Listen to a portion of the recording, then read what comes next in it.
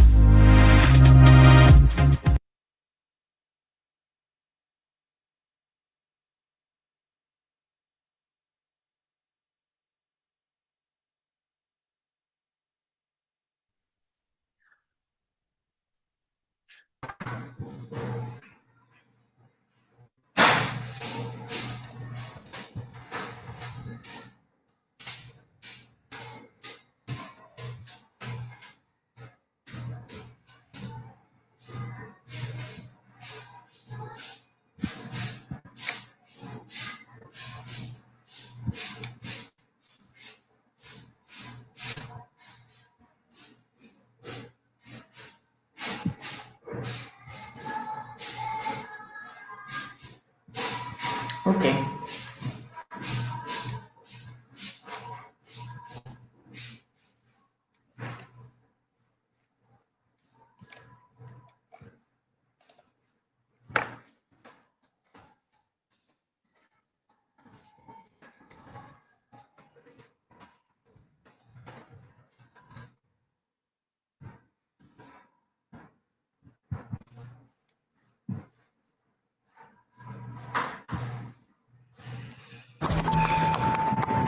Across the country, empty streets and empty office towers don't just mean a change in how we work. Entire communities have relocated to new places. A corporate headquarters can put tens of billions into local economies. In Charlotte, Bank of America has 180,000 employees working from home during the pandemic. Austin-based Dell expects more than half of their 160,000 staffers to never go back to their desks. In the San Francisco Bay Area, Google and Facebook have announced that most of their workers will be at home for the rest of the year. But Twitter has announced that its workers will be at home from now on. And that's going to have an enormous impact, far beyond just empty desks in a building like this. Nail salons, barbers, shoe repair, dog groomers, optometrists, bars. The list is long of those who depend on a workaday crowd, and they all stand to suffer if their customers don't commute in. Dan Miller's chain of dry cleaners has stores in walking distance of many tech companies. We've seen declines nationwide of between 70 and 75% in the dry cleaning and laundry business. It's, I would say, one of the hardest hit industries other than probably airlines and hotels. But it's going to be a new world, right? And for the folks who made a living selling to the lunch crowd, Twitter's announcement means the pain of the pandemic could be permanent. Our sales are about 40% lower. Being able to service more of our community is going to be more of our focal point instead of just looking towards upstairs within our building. Are there any upsides? Well, a post-pandemic office might give each person a lot more room. Matt Mullenweg's 1,200-person company has worked from home for years, and he says it's pretty great. We don't realize how much time and agency we trade off an office environment. At home, everyone has a corner office. You're like the CEO of your own home. So when this is all over, will you ever come back to an office again? My prediction from having done a lot of research on this is, for those of us that can work from home, which is roughly 40% of people, I don't think many people are going to do that full time. I think the much more standard thing would be something like 2 or 3 days a week at home. And that might change the places we wind up living.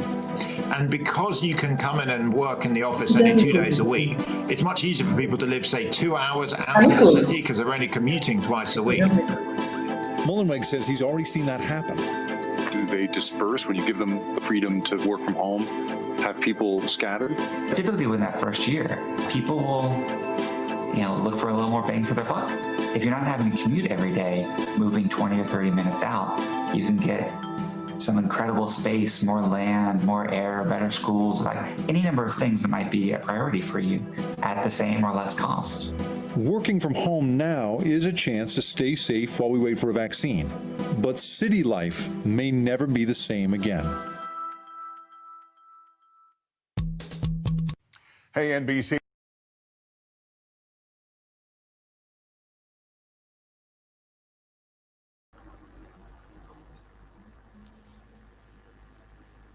Hello, everyone. Thank you once again for joining us today. We welcome you to the Navigating with Noel virtual experience. For everyone who has connected so far, we are happy to have you here, and we believe that you leave here a better person than you came. As you can see, I have with me already, I have Mr. Noel in the house. That's our convener. I have Mrs. Adeuba. She'll be taking us on the theme today. I have Mr. Kenny. He's also one of the mentors in the house. And I have Mrs. Blessing too. She's also one of our mentors in the house. So I'm sure today is loaded, and I'm sure you're going to have a great time. So a quick rundown. As usual, we'll be having our mentor moments, where you get to hear from people, our mentors, on their perspectives on how to relate with your mentor. And then we'll be going into the main topic for the day, which is the workforce of the future with Mrs. Adedunu Uba. Afterwards, we'll be taking polls and assessment tests and question and answer sessions. And you want to participate in that because there will be prizes to be won. So you want to get ready. For some of them, it will be fastest fingers. So you want to get yourself ready. And afterwards, we'll take other announcements, which will be telling you about the things we'll be doing in the new month. And we'll be sharing our business idea for the day. So please stay tuned. Don't go anywhere. And I'm sure you're going to have a very, very interesting time with us. Let's take a brief break now as we prepare for the workforce of the future with Mrs. Adedunu Uba. Thank you very much.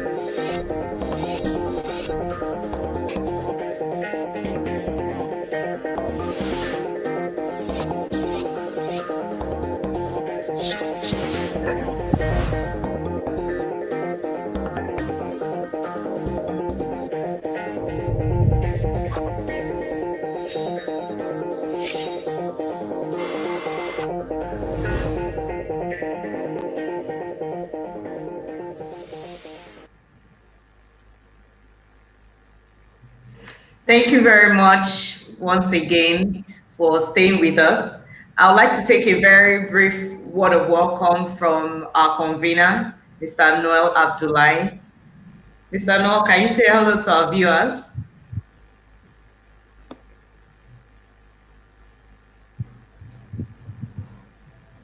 Okay, so I guess we're having internet issues over there. We'll go on to the mentor moments and then have Mr. Noel give us a welcome word when he comes back online. Mr. Kenny, are you ready? Okay, I think Mr. Noel is available now. Okay, so if I Mr. Noel.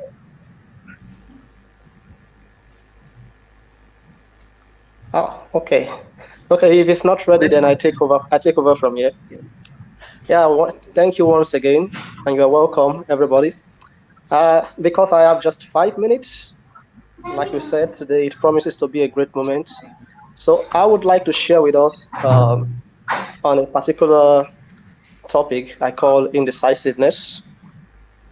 Being indecisive, simply put, is not taking decisions or having some issues with taking decisions. And if you, I don't know if the slides are there, but I will just read from my slide here. I will share three main reasons why people don't take decisions or don't take decisions early. I think and highlight some things that we can do to overcome that. I think one of the biggest reasons is being decisive can be very scary because of the fear of failure.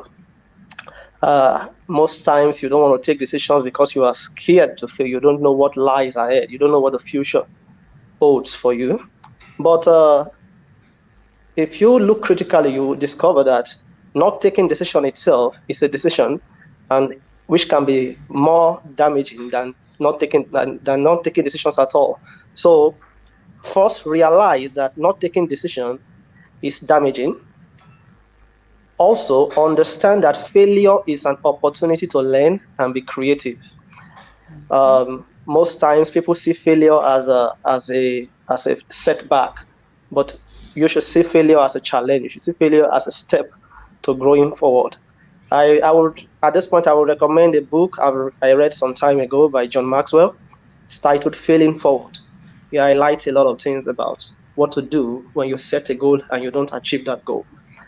Third is to research, listen, and learn from experts, so decision making can be less burdensome. For example, one thing, if you are here today, you are already taking this third step because you are going to learn from experts. You are going to listen to those who have been in the field ahead of you, ahead of us, and then you can garner from the experiences that they've gathered over the years.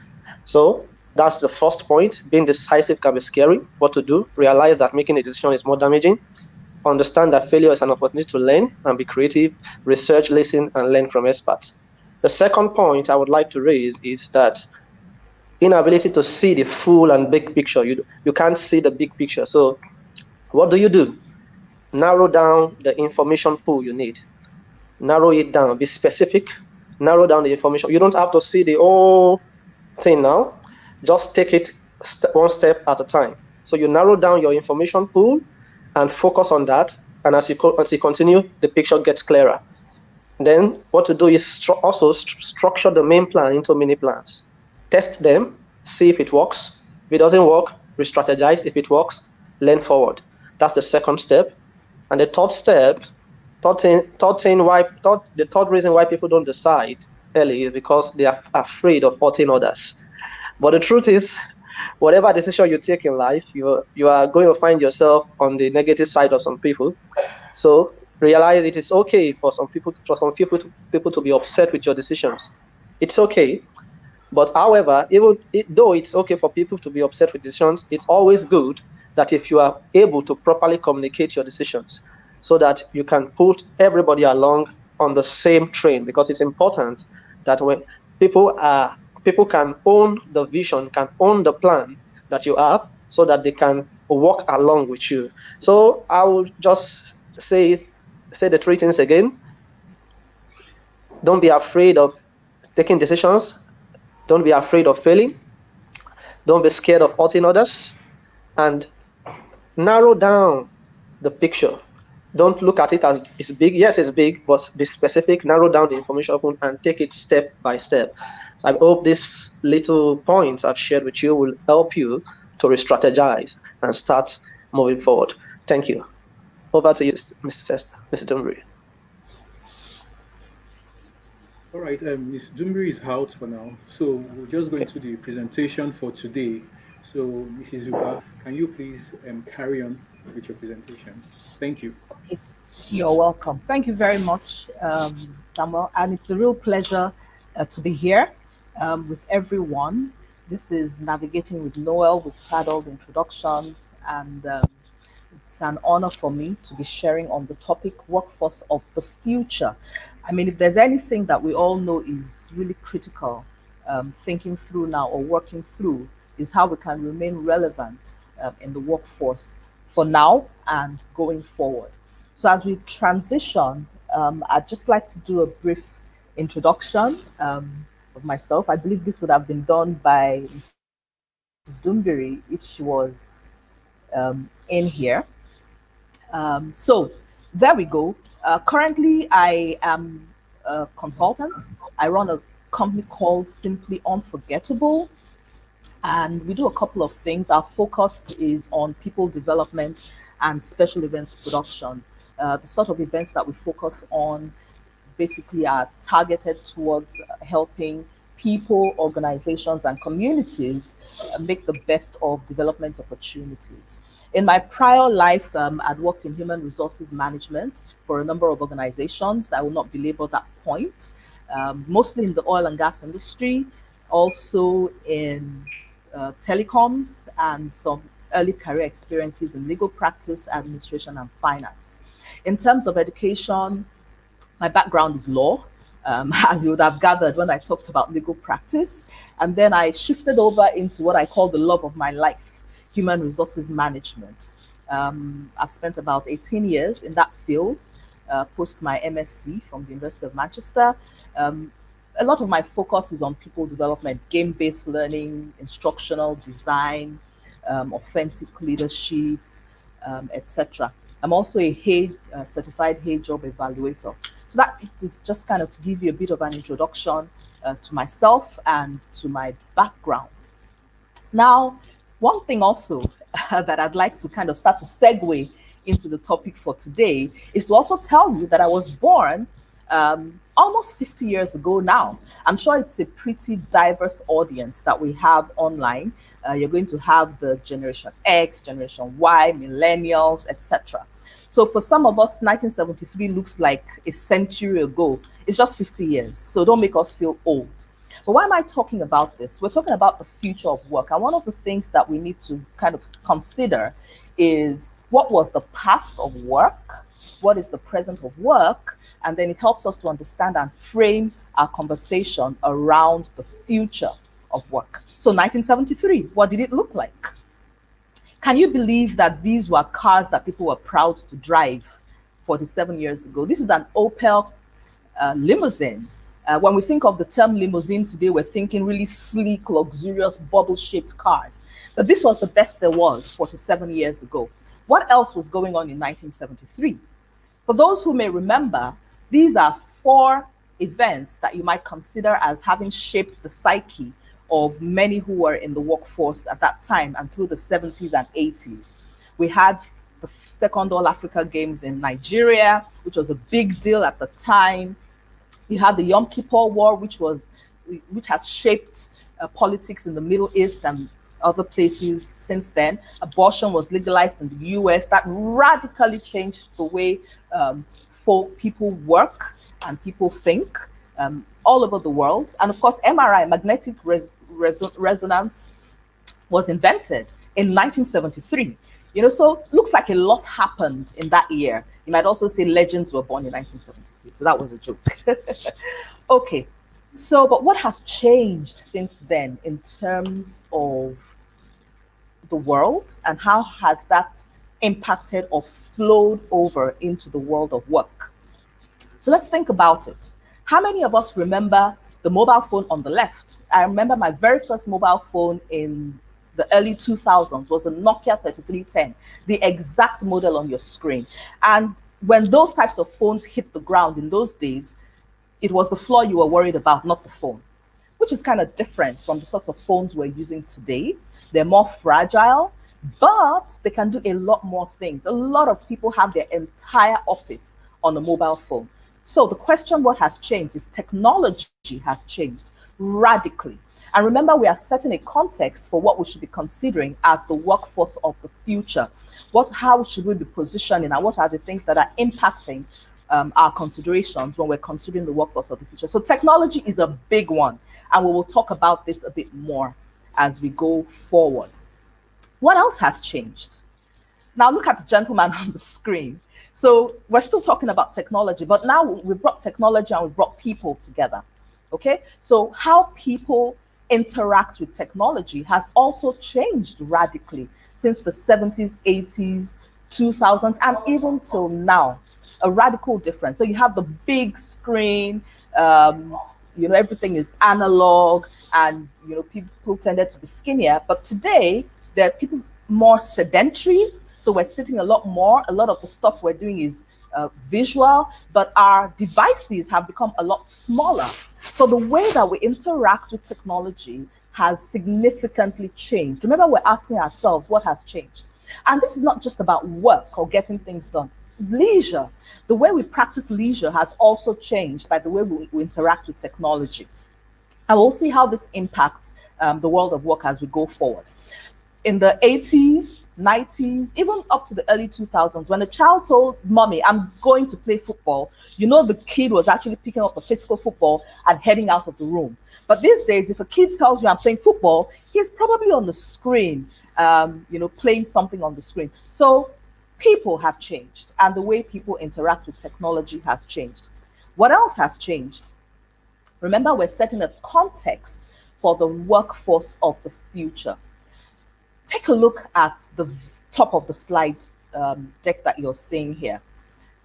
The thinking is that as long as you basically had some basic things, you could get a job in the 70s. I remember our parents telling us, so I'm in Nigeria, I'm sure there are people who are watching this all over the world, but my dad and my mom were some of those who benefited from basically coming back from abroad and having jobs all over the place. You had a car, you had a house, etc. So basically it's almost like if he's alive, he can get a job. Okay, it's a lot different today. The young people that are growing up into the workforce today, and even those of us who have been in the workforce for quite a bit, are finding that there's a lot of difference. What you could do with a first degree in the 70s and 80s, everyone is asking for a master's degree to do it today. And now they're asking for 10 years experience. I'm sure some people are thinking, exactly, I just got out of school. How am I going to get the experience if I do not get the jobs? Okay, so what has changed? Jobs have changed. The way people and organizations are transiting and transitioning through jobs have changed. So we've looked at three key things that have changed from what you might call the roaring 70s, if you please. Technology has changed, it has evolved radically. People and the way we interact with technology has changed radically. And the workplace itself and the way jobs are structured have changed radically. Let's take a closer look at that. Looking at the interaction between technology, people, and the workplace. I'd like you to take a close look at what you have on the left side of your screen for a minute. This is a snapshot from the World Economic Forum Future of Jobs report for 2018. I know we are discussing the workforce post-COVID, but one thing I would like everyone to be clear on, I'm sure most of us know this already, that conversations around the future of work had preceded COVID. There was a lot of conversation about the future of jobs, what needs to be happening differently, what's going to happen. Robotics is taking over the world. Technology is increasing. Fourth industrial revolution. How is this going to impact how jobs are organized? How is this going to impact employment and unemployment rates in the world? Okay, so these conversations had existed well before COVID. Now, what has changed since COVID joined us? We'll talk about that in a moment. But one thing you must bear in mind is that the predictions from the World Economic Forum is that 42% of work is going to be performed by machines by 2022. Also, that 54% of people are going to need to reskill. And we'll talk about that in a moment, because this concept of reskilling is really, really critical to be remaining relevant in the future of work. The future workforce is going to be extremely flexible, and not just flexible in where they work, but flexible in what they do. So please, let's bear that in mind. New skills will need to be focused on. These focus on things around technology, design, and programming, but we'll talk a bit more about other skills that are considered perhaps even more critical than this as we go forward. There's also going to be a huge increase in roles across industries. That's some of the predictions around what's going to be happening in the future of work. Now, I'd like us to just also pay attention mostly to the area where I have my arrow pointing. Remember, our conversation is around the workforce of the future, and we're creating a context for what that workforce looks like. One of the key things we have to bear in mind is that from 2018 to 2022, you're going to see a radical increase in new roles. And I'm sure for those of us who have lived through COVID, we can start to see already that huge changes are happening in terms of the types of roles that existed just 12 months down the line than the roles that had existed prior to COVID. So these were some of the things that had been predicted when the World Economic Forum ran the survey around the future of jobs for the next 3 years. New roles increasing by about 11% between 2018 and 2020. Some roles remain stable, and there will be redundancies of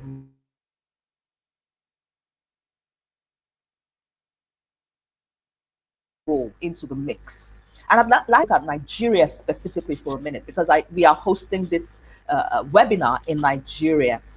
We were just coming out of a recession, and COVID hit just as we were about 2% post-recession GDP growth. When you are coming out of a recession, the last thing you need is a pandemic. So let's kind of, as we say in my part of the world, hold that in our left hand. Now, add COVID into the mix, huge pandemic, global impact. Not as much impact in Africa as some would have expected, given the challenges with our health system.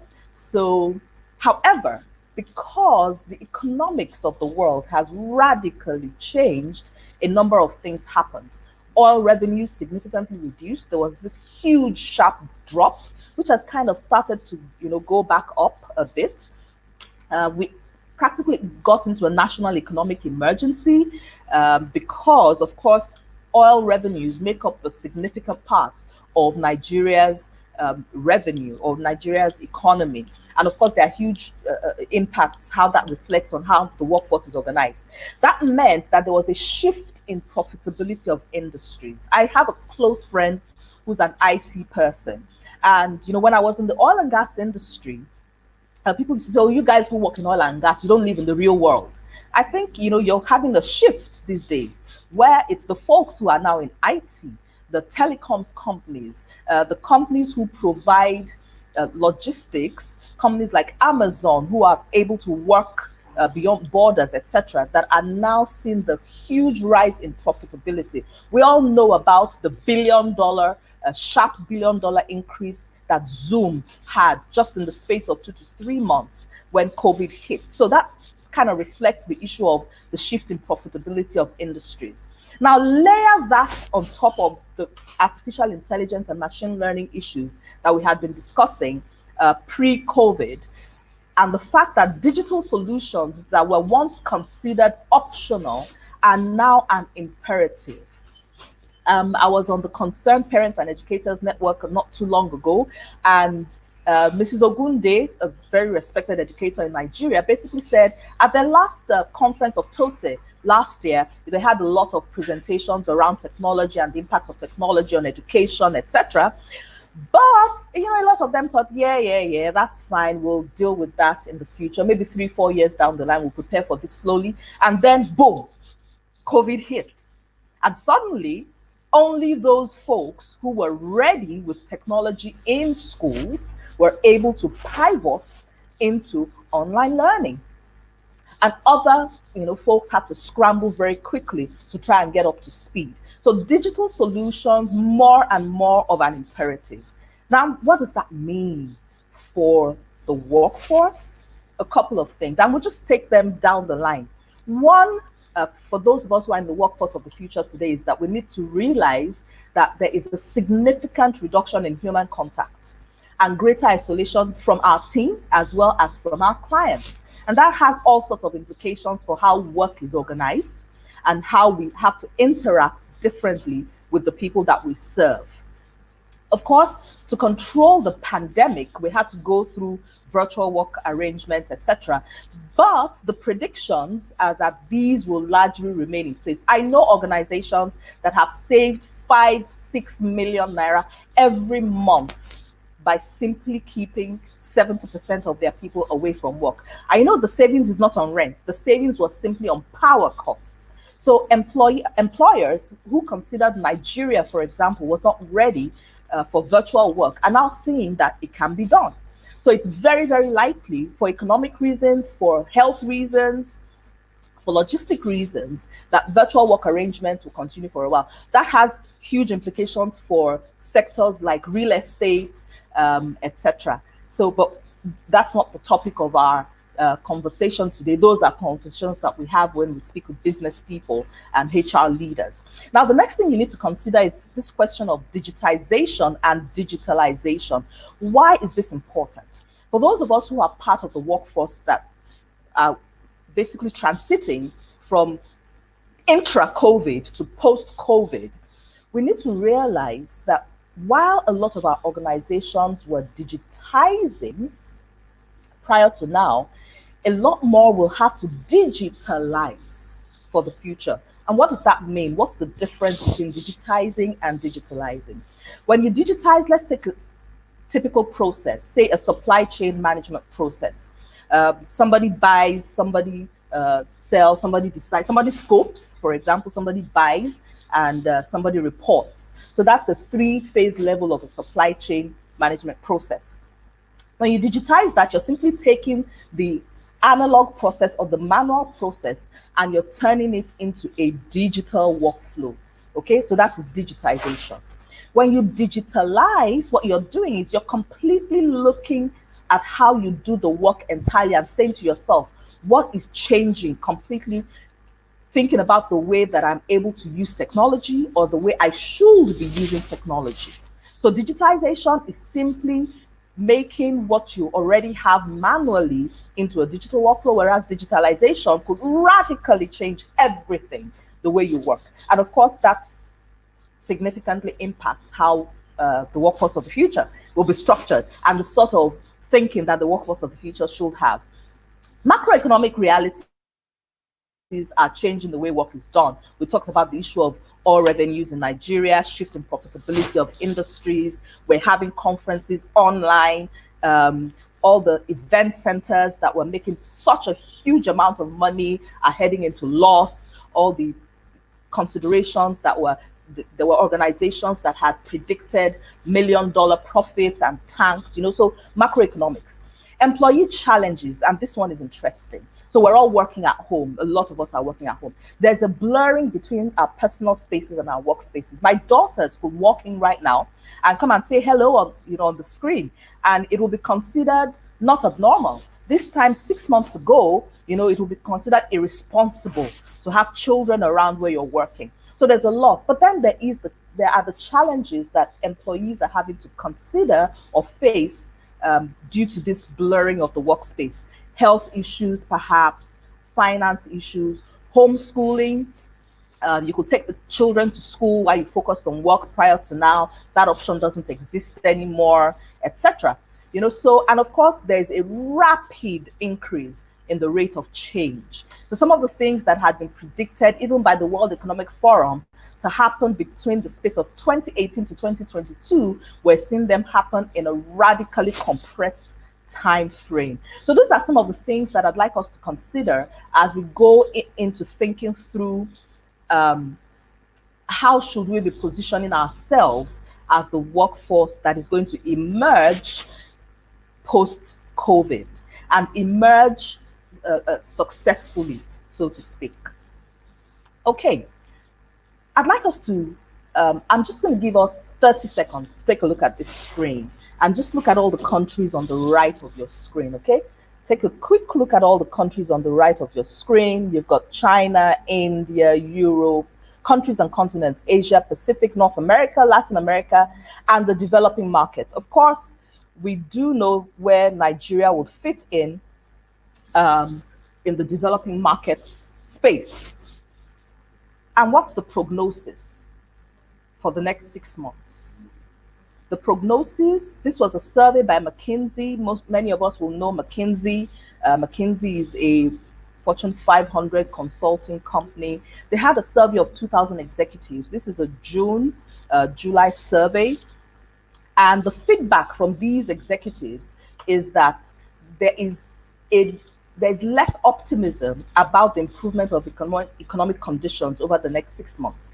And the sharpest drop in optimism is in North America and the developing markets. And that has a huge, huge impact on how the workforce positions in the developing markets as well as the rest of the world. So bear that in mind. We've talked about the issue of technology. We've talked about macroeconomics. We've talked about how people interact with technology and the workplace itself. Now let's move on, thinking through that. Remember, you can drop your chats, you can drop your questions, we'll address them. If there's anything you'd like us to think through or reflect upon, please go ahead and drop them in the comments section. We would love to hear from you, both in terms of your thoughts, your wisdom on this subject. I do recognize, I always say that wisdom does not lie on one side of the screen in any situation. Wisdom lies on various sides of the screen. So please do go ahead and drop those. Now, let's start to ask ourselves, given the context that we have set up, what should I be looking at for the future? Much of this is already playing out, and we need to consider the fact that it will continue to play out as we go forward. Now, the next 2 slides I'm going to be sharing with you are courtesy of Jacob Morgan, and you can you can Google Jacob Morgan for those who may not be too familiar with him. This is a gentleman who has undertaken research on the future of work for several years now, and this is what I'm sharing from some of the work that he has done. It's freely available on the internet. You can also buy his books. I'm not selling for Mr. Morgan, but it appears he did have some insight into what was going on. So take a look at what the past 9 to 5 was typically the work. Once it's 5 o'clock, everybody picks up their bags and goes. The workforce of the future has to start to consider that they may need to be able to work at any time. One of the biggest challenges that many of us have had is being able to basically delineate personal time from work time. So this ability to work from anywhere and at any time has an impact on how we need to start to think through. Do we want to design the way we work differently? It gives us opportunities to be able to live wherever we wish. So for example, take Lagos, for example. There were real estate areas that were really expensive because they are close to the island. Now I can live in the East and work anywhere in the world. In fact, I have family members, young ladies who got married recently, who were going to resign their jobs and move into new jobs wherever they were in. But now they're married, they're living wherever and they're working in exactly the same organization. So there are a lot of advantages to positioning ourselves as the workforce of the future. But it takes a change in psychology, which we will talk about in a few minutes. It takes a change in psychology. The workforce of the future will be using devices that may not necessarily be provided by their companies. A lot of us are used to company provided equipment for the work that we do, but there was a transition already happening to what we call BYOD, bring your own device. And we're obviously going to have to see that a lot more for the workforce of the future. And that needs to kind of start to settle in our thinking, because even things that were personal to us, like our mobile phones, etc., have now become not just personal tools, they've become work tools. Now, also, another mindset that the workforce of the future has to consider is that, and this impacts us when we're thinking through performance management, for example. There used to be quite a bit of a focus on inputs, effort, what are you doing? But now, you're not in the office. So frankly, who cares how much effort you're putting in? What people want to see is, what have you delivered? What can we see? Where you had psychophancy, it might not necessarily work anymore. For leaders who could only see that people were progressing with work when they could actually see them face to face, it's a radical shift. People are going to have to learn to manage performance differently, performance for their teams, as well as individual performance. That has implications for how we, and remember, when we're talking about the workforce of the future, this isn't just about the folks who are on the lower level cadres, but people who are leading the workforce as well. How we manage performance necessarily must change. It's going to be a lot more focused on outputs rather than inputs. And that means we have to support our people differently from the way we used to support them prior to now. Ladders. In the 70s, 80s, and even the 90s, the thinking was, I join Vetco Gray, or I joined Adax Petroleum, and I'm there for 30 years. I climb the corporate ladder. I come in as an accountant, maybe I become the CEO. I come in as an engineer, and I become the CEO. These days, you're having more of boutique careers where you can create your own ladder. Remember, all this stuff was already happening pre-COVID. What we're seeing is an acceleration of how this works intra-COVID and post-COVID. And for those of us who are still living in the past, this is a very, very rude awakening to what has been happening over the last 10 years in other parts of the world, and even within our country in certain industries. It's time to own our own careers and essentially create our own ladders, whether in the organizations we work with or outside of those organizations. Okay, so you have a lot more people who are taking time off to go do other things. I had a colleague who was a senior manager in the accounting world who left to become, she was earning a lot of money, she was an expert, and she left to travel the world. And now what does she do? Herself and her husband are travel journalists. So she's taken, basically put her finance career on hold, and travels the world writing about the places that you see. You can create your own ladder.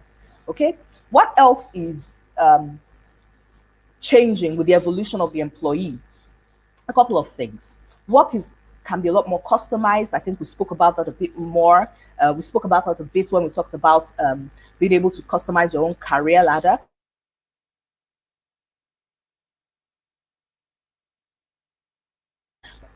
Now you have to be able to do a number of things simultaneously. Information sharing to the level of the new employee. So for anyone who is going to be relevant for the future of work, you have to understand that information is a commodity.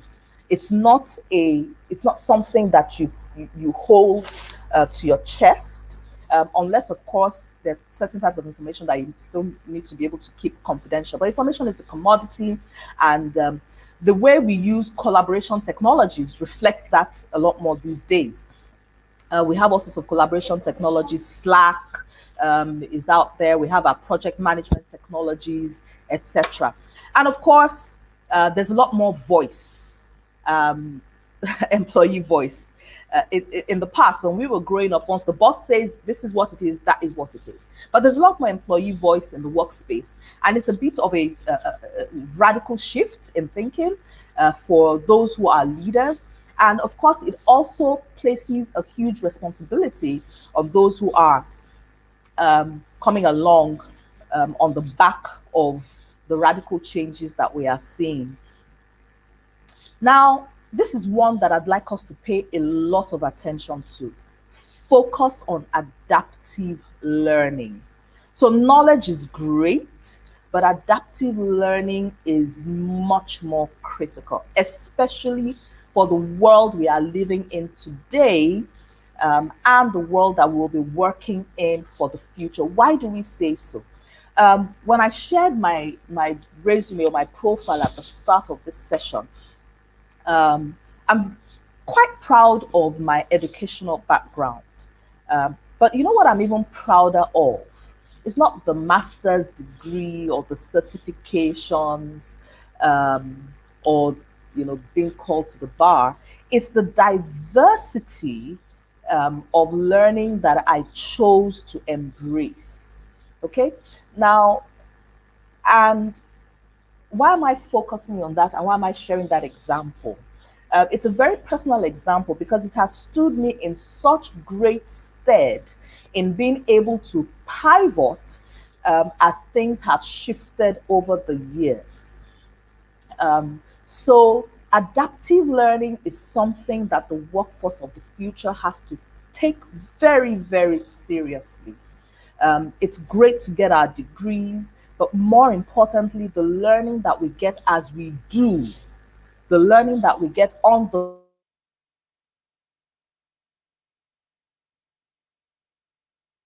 go is into the last piece here around democratization of learning and teaching. I was involved in what we call the Asylum International Olympics a couple of weeks ago, and we had teams that were created with CEOs, successful West African CEOs who were operating across the globe, who were teamed up with children aged between 5, 6, and 12. And they formed teams that were able to address challenges, strategic challenges that were placed before them. And this basically very, very much characterizes the sort of future that we are looking at, where learning and teaching has to flow both ways. And there was something very interesting that two of the leaders who participated in that shared with us. Yemi Adenuga, who was the first female, the Black woman elected to public office in Ireland, was part of that project. And she said she learned from the children who were part of her team. And I found that extremely powerful. And it speaks very, very powerfully to the issue of democratizing learning. As leaders, we must recognize that we have to be able to learn from beneath the organization. In fact, right now, the learning is becoming flatter and flatter in terms of where it comes from. Okay? And we need to bear that in mind. We also need to be able to learn from our peers. And we need to be ready to teach our superiors. And there are specific skills that we need to be able to take on, not just the technical skills, but the emotional skills that enable us to live and work in a democratized workspace. So those are some of the things that I'd like us to consider when we think through the evolution of the employee through the 70s, 80s, 90s, 2000s, 2010s, and the year of COVID. Okay? So, having said that, I do expect that we will be transitioning shortly into a bit of a Q&A, and we're going to be dropping something on the chat box, which we hope that people will work through. Esther, are you back? Okay, so what I'd like us to do, I think this is a good place to start to transition. I know I have about 5 minutes left, but I'd like us to, I'm going to take Yes, you do. Yeah, yes, I know. So I'd like us to kind of shift that time to the back end, to the other end. Okay. Yeah. So I'd like us to place the link in the chat box now. And what I'd like the audience to do, you're going to find a link that is going to be shown in the comments section for you. And what you're going to find there is a sample of a game-based assessment that I'd like you to take a look at. Remember, we've talked about adaptive learning, collaborative technologies, democratizing learning and teaching. One of the things that we need to be prepared for as the workforce of the future, and again, this is not new, this has been going on for years and years and years. For some of us, it's just coming to the fore, is that the way organizations assess our capabilities is also evolving and will evolve even more because they cannot meet us in interviews face to face. So what I'd like you to take a few minutes to look at is a sample game-based learning assessment test. And I'll just hand over the session to Esther once I'm sure that we have the assessment test put up in the comments section. Okay. So yes, we do. Yes, we do. Super. So I'd just like the audience to go ahead and click on that while we go ahead and take any questions that have come through or any comments or anything else I would like people to look at. We'll give you about 10 minutes for folks to take a look at that assessment. And this is interesting. These are assessment tests that are used to hire people all the way up the ladder. And it's going to show to you the sorts of skills that organizations that are looking to the future or that have been looking into the future prior to now, which is accelerating even more, are looking for, and how they are looking to test those skills. Okay, so Esther, do we have any questions that we need to address, any clarifications or comments or anything? Okay, so we'll take a brief break while people take the test, and then we'll be back in a couple of minutes to see what's to see the questions that have been collated, and then we can handle that right away. So let's take a quick break while the tests are going. Thank you, ma'am.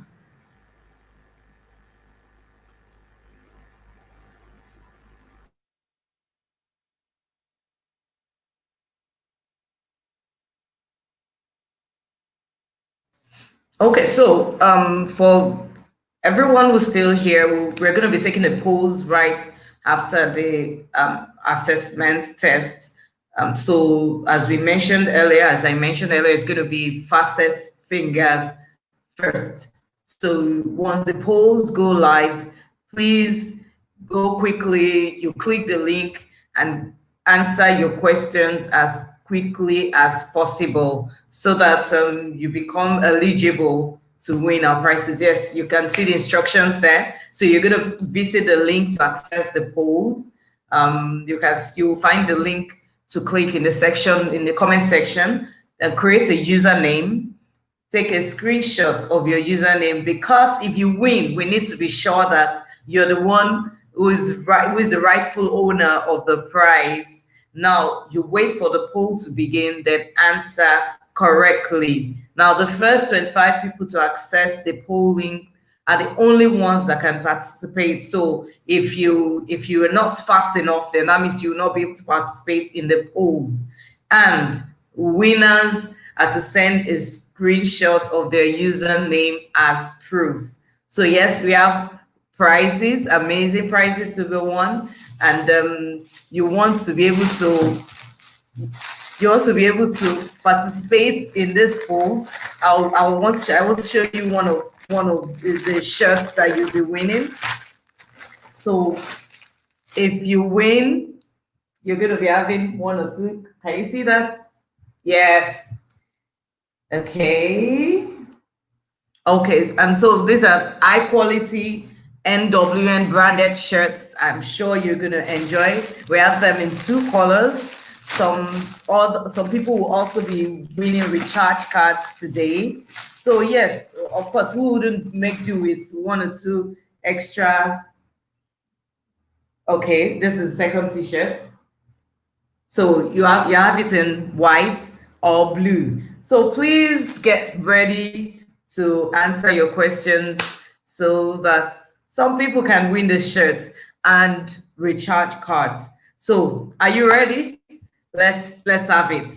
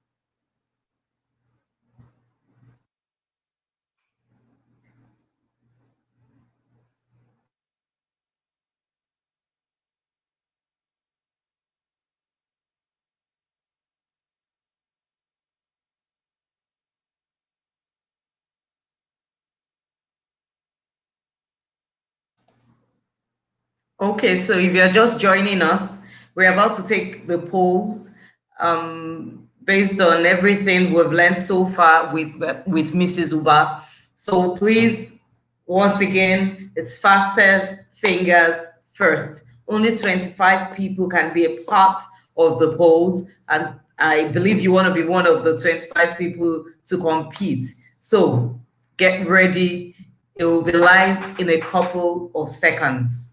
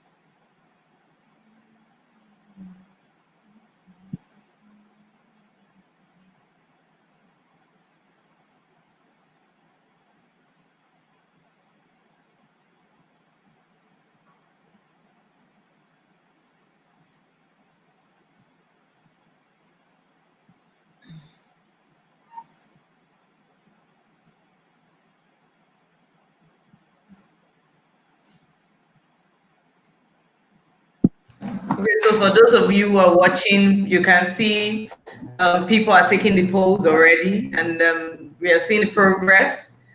A lot of people are getting the correct answers, so that means I'll be losing some shares.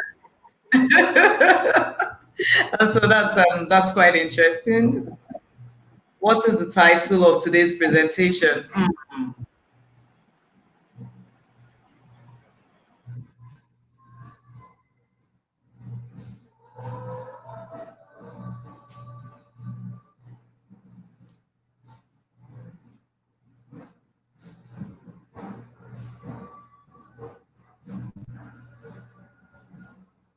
Wow. Okay.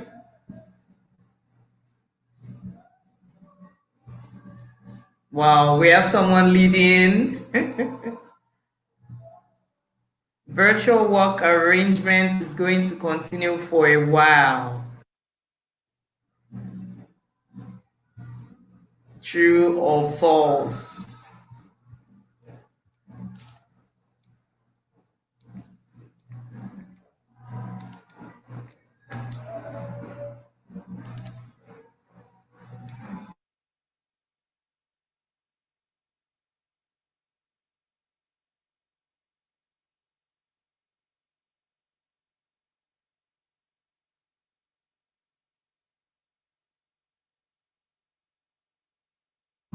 So it appears we have a tie, two people up there.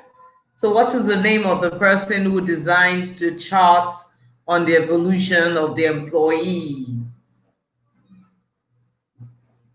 Was it Mrs. Ubar?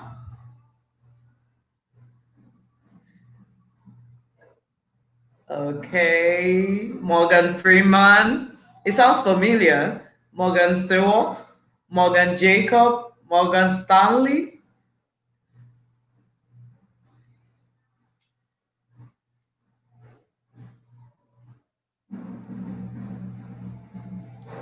Correct answer.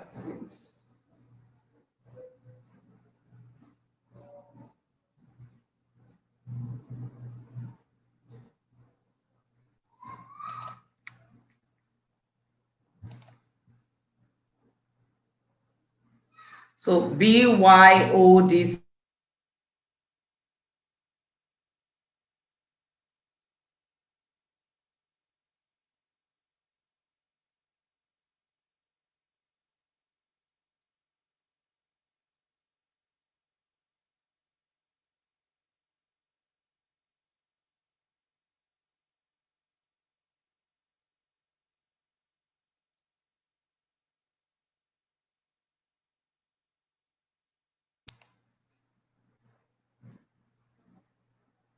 Bring your own device, be your own director, bring your own director, dictator, and be your own boss. What about buy your own data? So let's have the correct answer. Bring your own device, accurate. Okay.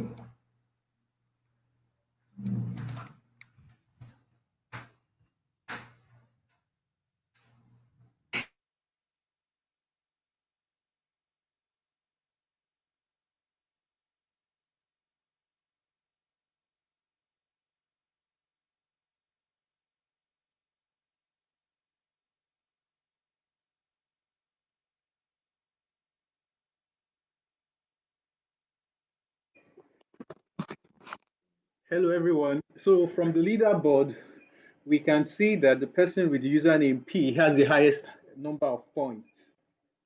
So P, from the polls now, P is the winner of the polls. So we'll be contacting P, and P, we need you to send in a screenshot of your username that you created before you took the polls. So Mrs. Dumbiri, over to you. Thank you very much. Thank you very much, Samuel, for the polls. So far, we've gotten questions. Please send in your questions so Mrs. Uba can attend to them before she leaves. I think we can proceed, Mrs. Uba. Okay, super. Thank you very much. Is my screen share back up?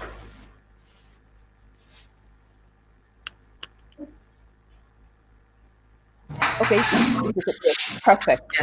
Now, for those who had the time to take a look at the game-based assessment sample that we shared in the comments section, what you're going to find is that you would have spent about 10 minutes playing a couple of games. And I'm sure you're thinking, excuse me, we're talking about workforce, future.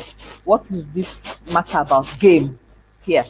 One of the things that we need to be prepared for as the workforce of the future and frankly, even the workforce of now, is changes in how organizations recruit talent. Why? Almost 50% of the workforce is under 30, okay, across the world today. That is a huge number of people who have grown up on technology. And that, of course, is making a difference to how organizations are targeting and assessing their workforce. Now, what I'm showing you on the screen is a typical report that you will find from just those 10 to 15 minutes, or sometimes 30 minutes or 2 hours, for example, of playing digital games. And just from those games, I'm going to scroll down a bit and you're going to see some information that will have been picked up about you. And here we start to see again the interaction between technology and people, how we use technology, how we leverage technology, and how artificial intelligence starts to impact the way the workforce of the future has to think. Now, when folks are looking to hire you, they're not just looking for your technical abilities. And we've known this for years.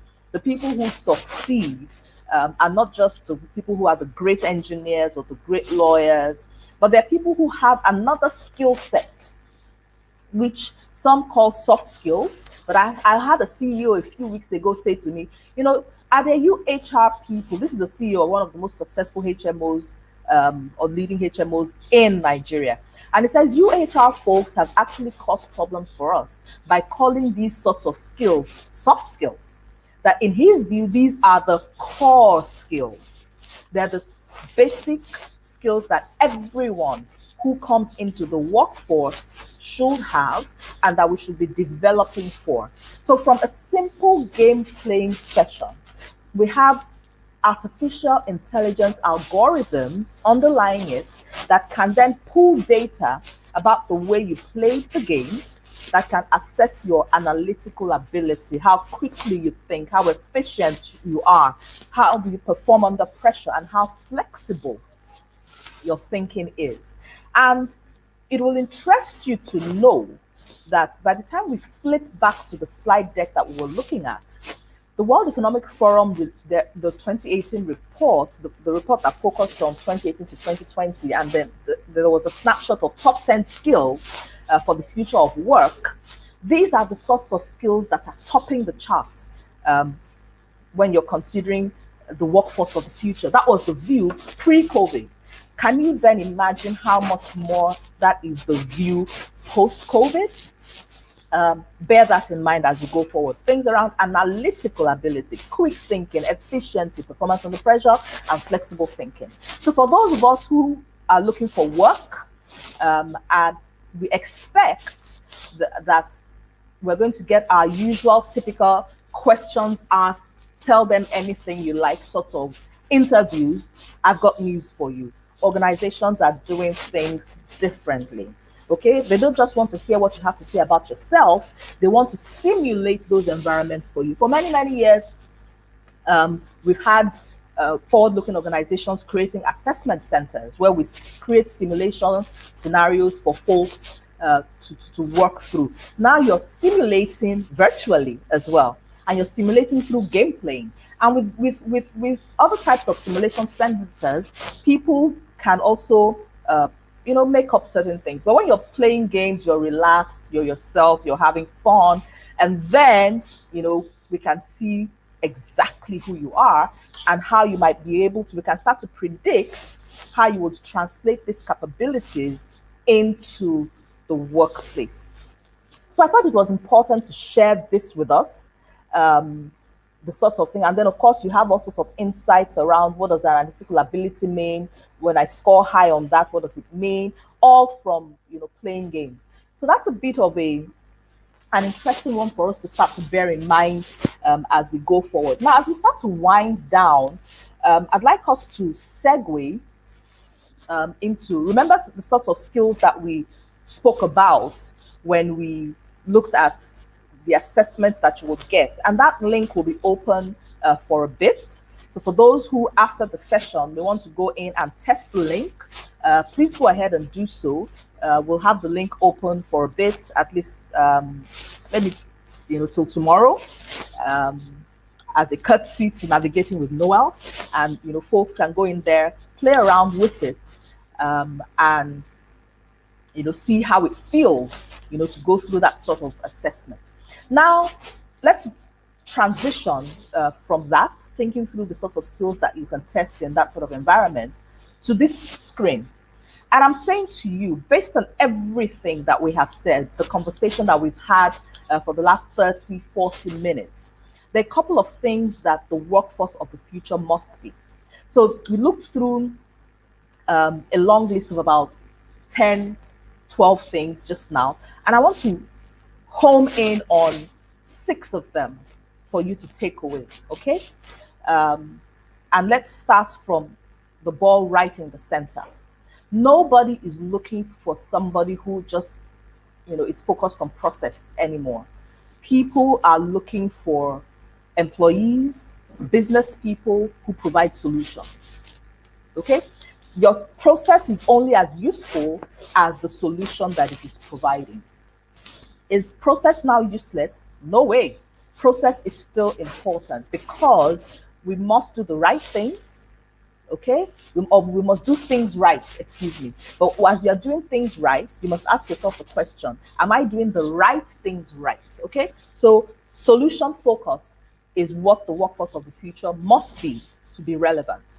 The next one that I'd like us to look at is right below it, emotionally resilient. This is really important. Remember the conversation that we had focused on the fact that as members of the workforce, we're dealing with things that no other generation has had to deal with.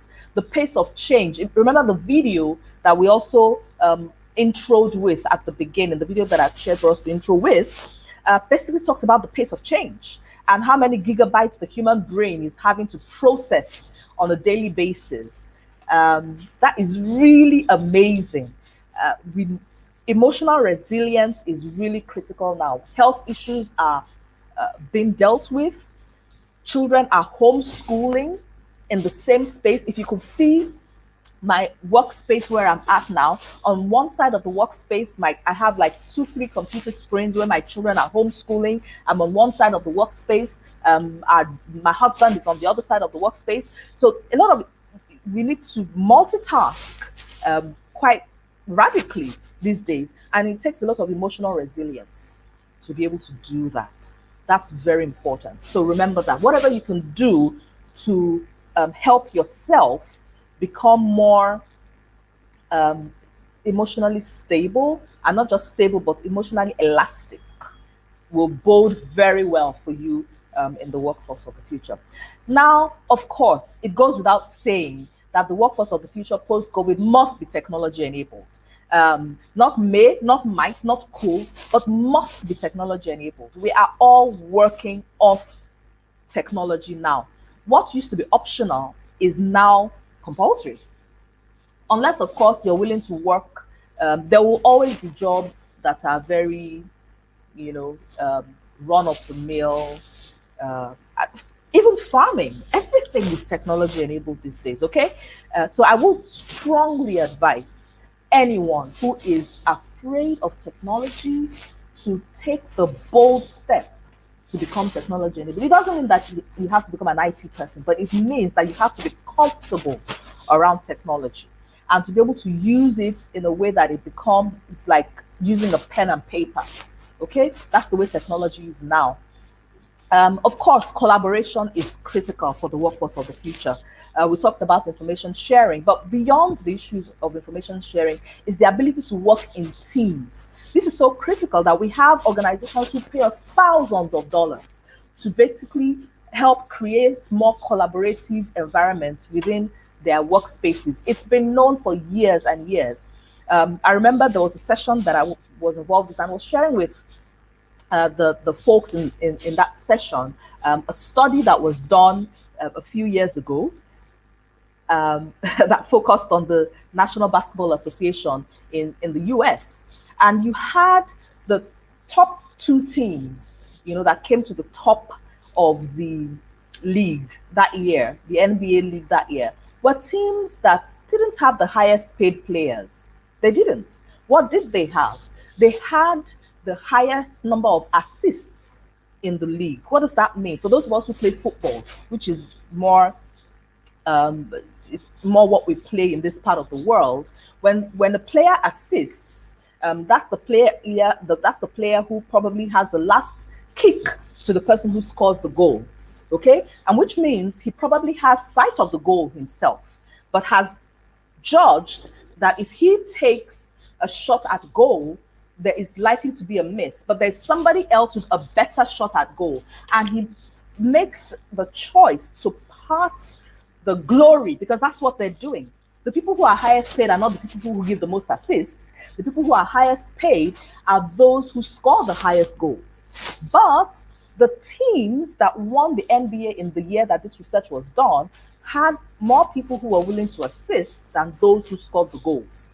And that's a very, very powerful lesson for us in collaboration.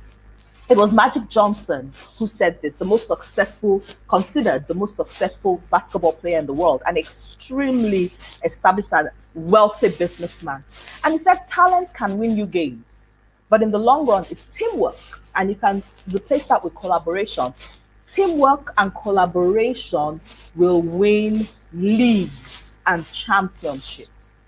So if you're going to go fast, perhaps you might want to go alone. But if you're going to go far, you have to learn to go together. So collaboration is so critical for the workforce of the future. We cannot overemphasize it. Now, learning agility is another one that you just cannot overemphasize. And what do we mean by learning agility? When you say someone is agile or something is agile, it means they're able to, they can mutate easily. They're able to flex. So my kids have been involved for some reason. I don't know why they chose this, in acrobatics, since the lockdown started. And they're doing all sorts of funny moves with their body, and trying to put their heads in between their feet and doing backflips from all sorts of positions. And when I see that, it reminds me of, and just creates that visual in your mind of an acrobat. If you've seen a circus, or if you have kids who do these things, and just think through that. That's how we need to be in the workforce of the future around learning. Okay, our cognitive flexibility has to be very high. What does that mean? It means we need to be able to expand our thinking very rapidly, and we need to be able to switch between tasks very, very quickly. Okay, so the workforce of the future, the workforce that is going to be properly positioned to excel in the future, will have to be very, very agile with learning. And the pace of change today, technology that was cutting edge 2 years ago is now going to obsolete. That's just an example of how things change. And it's not just about technology. I think about the governor of Lagos State today, and I'm thinking, in his wildest dreams, could he think that he would have been dealing with an emergency of this magnitude? Because essentially he's dealing with a national emergency. The epicenter of the pandemic in Nigeria is Lagos. You're having to bring forth a totally new set of skills. You're having to learn every day, learn from what you do, learn from the past, learn from other people. So that's really the concept around learning agility, and it's really critical for the workforce of the future. And flexibility. The workforce of the future will be flexible, not just in their thinking. They will be flexible in how they're able to interface and interact with people. They will be flexible in terms, they'll be able to take advantage of flexibility in workspaces, which is going to continue for the foreseeable future. I'm sure we know of organizations who have basically said for the rest of the year, people can work from home. And I think it is Twitter that has said, actually, that people can work from home forever. So there's a lot of flexibility that is going to show up for the workforce of the future. So those are 6 things that I'd like us to take away in thinking through what we need to be and how we need to position as the workforce of the future. Some of them are things that we need to do. You need to think around the sort of capabilities and the skills and the knowledge and the learning that you need to go through to be able to fit into these competency areas. We cannot just be thinking in terms of knowledge anymore. We have to start thinking in terms of competencies, which is knowledge, skills, and attributes. Again, for a number of us, this is nothing new.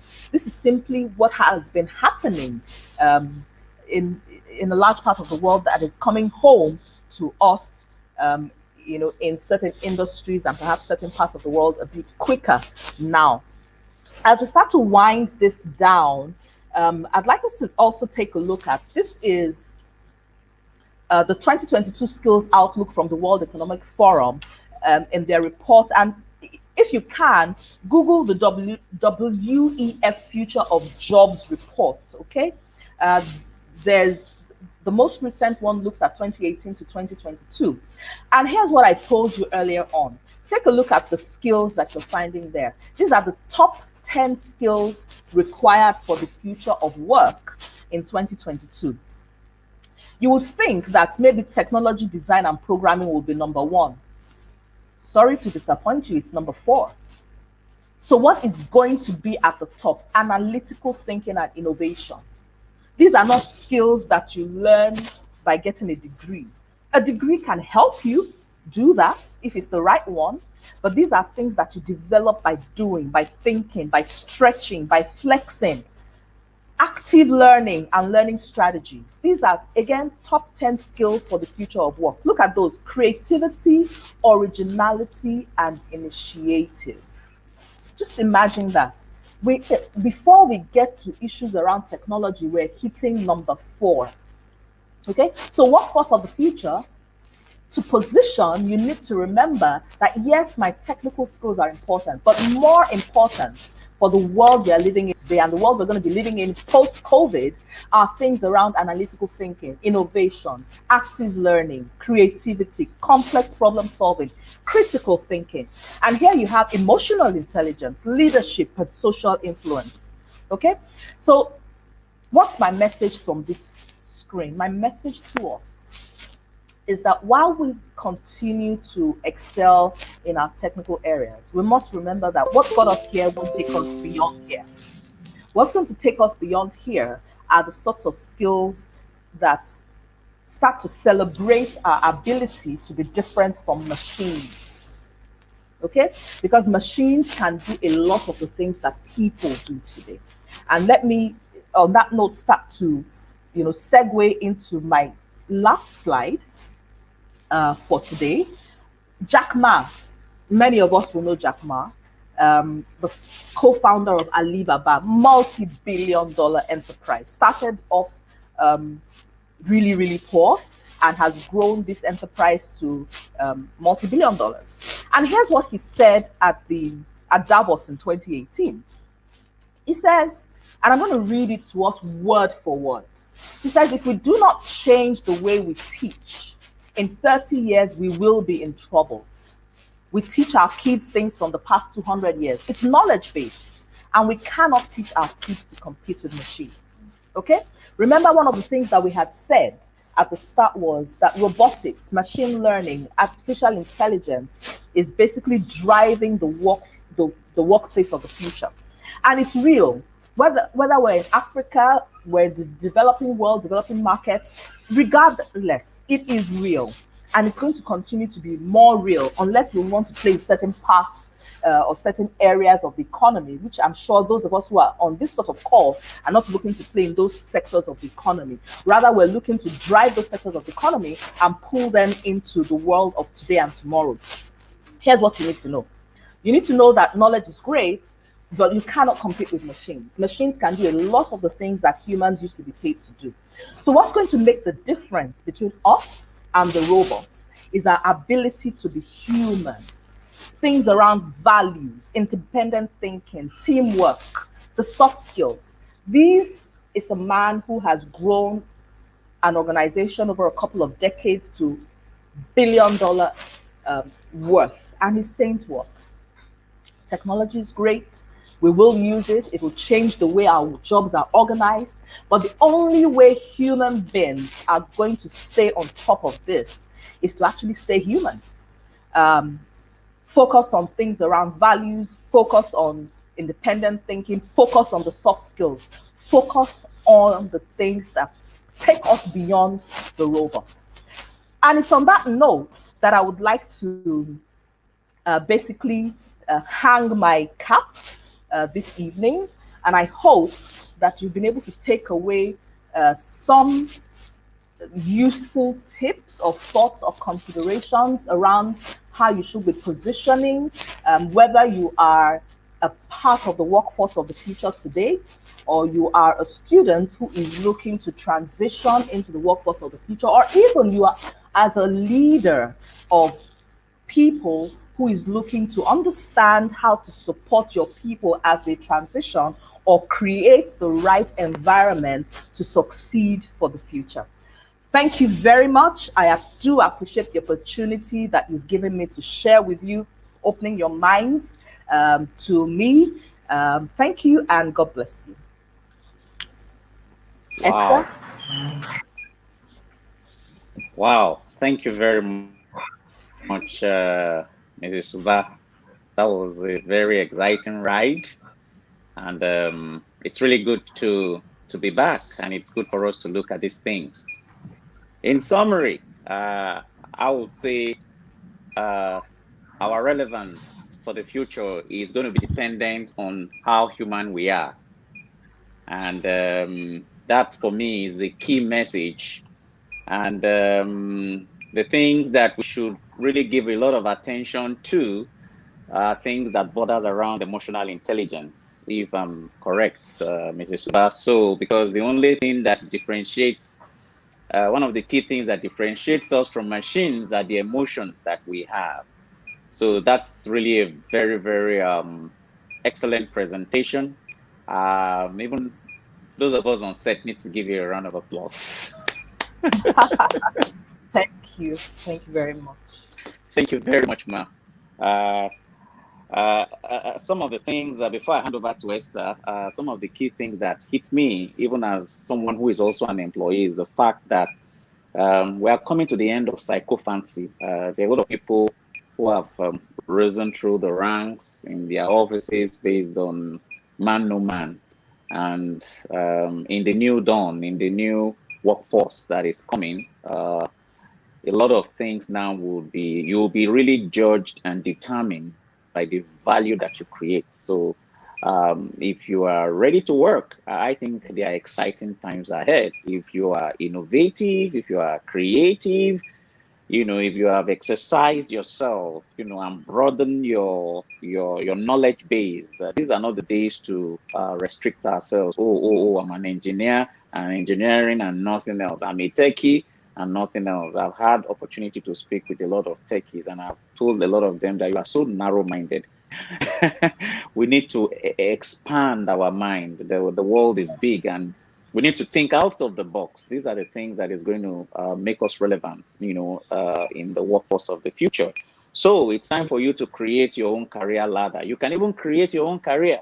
And also, key thing for me, again, was the fact that adaptive learning, and then the need for you to be agile. I think one of these days, Mr. Zubai, you still come and give us a talk around the agile workforce. I think it's something that we need to look at. So thank you very much, ma'am, for your time and for those wonderful insights that you have given to us on NWN today. I want to remind everybody that what you learn today is a seed of what you will earn tomorrow. You cannot disconnect your earning from your learning. So, and that's one of the reasons why one of the core objectives of NWN is learning, because we know that learning will determine your earning. Thank you very much again, ma'am. Thank you, audience. Thank you to all those who have participated in the quiz. I'll hand over now to the NWN administrator, Esther. Please, you can take over from here. Thank you. Thank you very much, sir. And Mrs. Uba, thank you so much for everything you've shared with us today. For our viewers, I trust you were able to gain a lot from the slides that were shared. And I want to say a huge thank you also for joining us today.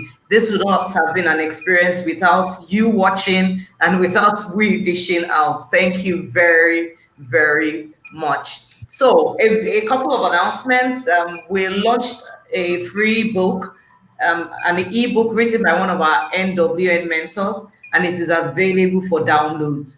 The book addresses how to overcome issues that you have to contend with whenever life throws you a curveball. Yes, that's the book. So, have you suffered from sexual abuse, physical abuse, or emotional abuse, any sort of abuse? Or are you struggling with drug abuse or cultism, drug addictions or cultism? And you'll find yourself on the pages of this letter written by someone who also went through the same challenge. You'll find tips on how to overcome these challenges and even chart the way forward for your life. So the download link will be dropped in the comment section. So please go right over and get your free ebook now. Also, for the month of September, we'll be having our NWN Digital Academy, where we'll be talking Microsoft Dynamics 365 skills. And where we are talking about skills that matter the most post-COVID-19, these are the kind of skills that you want to learn and garner so that you are positioned well enough to face the future. So you need to stay connected to us for more updates on this. We'll be dropping them on our social media platforms after now. So remember, when you join the Navigating with Noel community, you get access to mentorship opportunities and other resources that we've put together. Like our pages, like us, follow, subscribe, connect with us on all our social media pages, and to get more information about our upcoming training, events, and other activities. Remember, you do not have to go through your challenges alone. A problem shared is a problem half solved.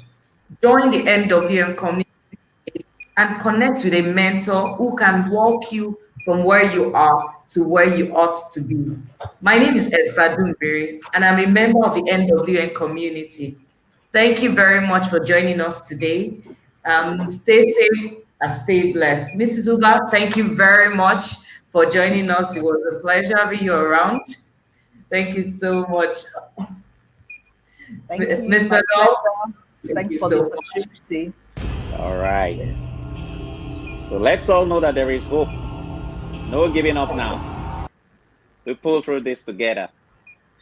Yes, Thank we you all will. for joining in. Yeah. I've been Bye. on the road where failure seemed familiar. No one thought that I would ever come this far. When everything was telling me that it was over, still there was a fire burning in my heart. There were days I felt like I was at my lowest. I pushed so hard I couldn't see beyond the pain.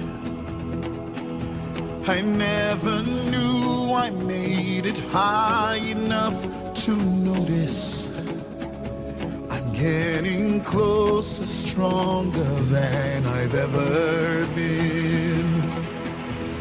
I believe that I'm unstoppable.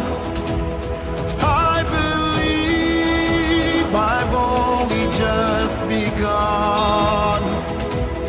I will conquer, I will fly, reach my peak, I will. And there's nothing that can ever bring me down. I am living proof that nothing is impossible. I beat the odds when hope was nowhere to be found. There was a strength that carried me through every obstacle.